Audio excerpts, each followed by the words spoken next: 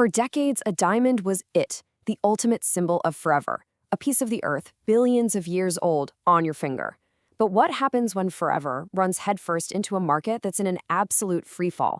Because right now, the diamond industry as we know it is facing a crisis like never before, and we're going to dig into why. Just get a load of this number. In only the last 3 years, the value of natural diamonds has cratered by 45%. Now, this isn't some tiny market correction, This is a massive shockwave hitting a global multi-billion-dollar industry. And it's not just about the prices. One industry insider put it really bluntly. The traditional diamond world is crumbling. We're talking about the very foundation shaking. So what on earth is going on? Okay, so first up, a diamond is crashing.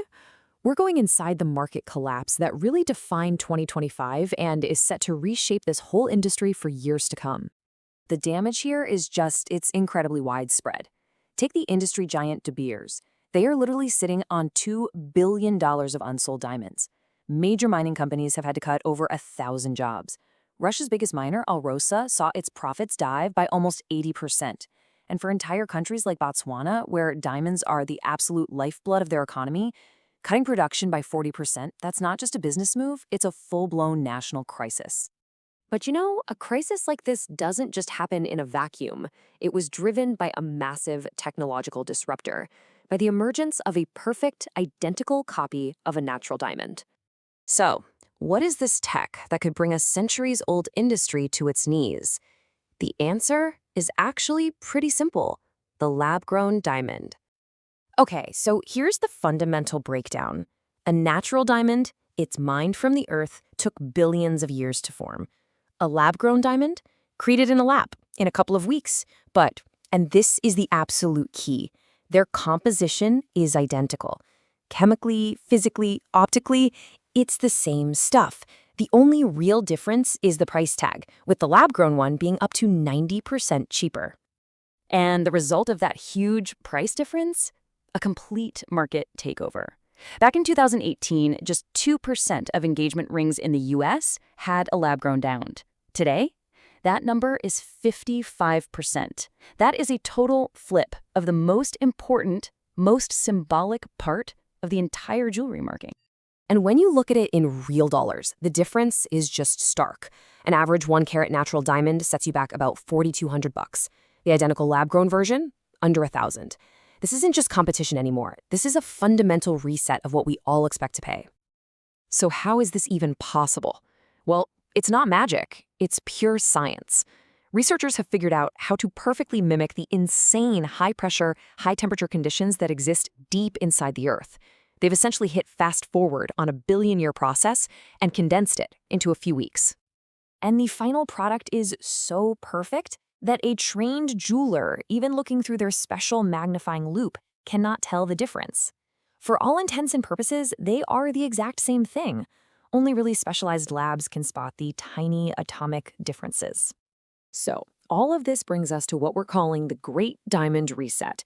With an identical, way cheaper product flooding the market, every single player in the traditional industry is being forced to adapt, or they risk getting left behind entirely. And the speed of this disruption has been absolutely breathtaking. It really kicked off in 2018, when the US government officially ruled that, yes, lab diamonds are in fact real diamonds. By 2025, the natural market had crashed, and by 2026, even De Beers was forced to slash prices just to get things moving again.